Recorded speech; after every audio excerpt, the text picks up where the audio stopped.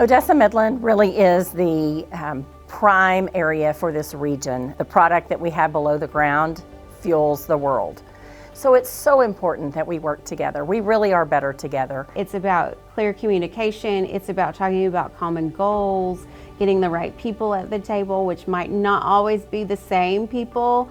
As our communities continue to grow, we need to continue to include new people and new vision and new ideas. It's about equality for people and just having those conversations. And it's not about competition, it's about community. Some good examples of collaboration between our two communities as it relates to advocacy. You know, something that I've been directly involved with is our trips to both Austin and DC that are hosted by our two chambers of commerce. 5 to 6 years ago, we started a DC fly-in that we do every other year together. So it's really an opportunity for all of us to come together and to deliver a message to decision makers, lawmakers, our opinions with one voice. But it's also a wonderful opportunity for the community leaders to come together, spend some time together, get to know each other. The shining star example to me is the West Texas Food Bank. And I think that's kind of a no-brainer for everybody, but really when you think about their story and their origins in Odessa and all that they have done to ingratiate themselves not only in Midland, but all of the region and their success story. Of course, we compete against each other for retail stores and different projects, but at the end of the day, we are partners. MOTRAN, so that's Midland Odessa Transportation Alliance. That was an organization that was again founded in the early 90s. I don't need to explain the importance of MOTRAN. And it's more than just Midland Odessa. It's the entire region that we've been able to improve transportation, come up with transportation plans, an agenda for the region, to go to the legislature, to work with the highway department, to get our needs met. When I first started volunteering with the Odessa Chamber, it was in the early 90s, and I worked on the Buy the Basin campaign. It was a campaign between the two communities to really focus on buying local. And that is a program that still exists today. You know, here we are, 25, 30 years later, just encouraging people to spend their dollars in Midland, Odessa, in the basin. You know, the sales tax comes back to us, the money comes back to us, and it's more important today than it ever has been to buy the basin.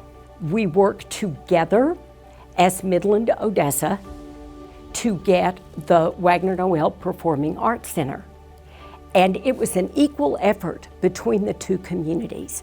Don Wood and Peggy Dean worked together to raise the funds on the Odessa side and Grant Billingsley on the Midland side. They were the leaders of that effort because the money comes first. Another program that I worked on was the creation of the Wagner Noel Performing Arts Center, which is truly a partnership between the two communities. I would say, and I've said this many times to people that were involved from both cities in making that happen, that it has exceeded everyone's expectations. Speaker Tom Craddock was indeed Speaker of the House. He saw an opportunity to bring the two communities together, to build a facility, have it be for UTPB, have it located between the two cities, equidistant between the two cities, and meet a need, meet a dream, fulfill a dream that both communities had for a long time. It made us look at ourselves a little differently, maybe take ourselves more seriously and grow up a little bit and say, yes, we can have nice things in our area. So what a gift that has been. And the great thing about that effort is both communities, almost to the penny, gave the same amount of money. People come in to see shows that are at the Wagner Noel. That would never have happened if we had not had the University of Texas of the Permian Basin, and we had not had our two communities and its leaders working together to make that happen. And there would not have been roads to get to that facility if we had not had MOTRAN that did the master planning to develop that. So when you start something, you don't really even know all of the implications decades later of what will happen. As I think about two projects that have been are sort of landmark, the Wagner Noel being one of them, the other one is the new, still under construction, Permian Basin Behavioral Health Hospital. In the Behavioral Health Hospital, it fulfilled a critical need for behavioral health treatment and care at advanced levels. Not only that, but it's to make both of our respective hospitals better. The increasing numbers of behavioral health issues that were of people that were coming and filling up the emergency departments in each hospital, it was a huge problem.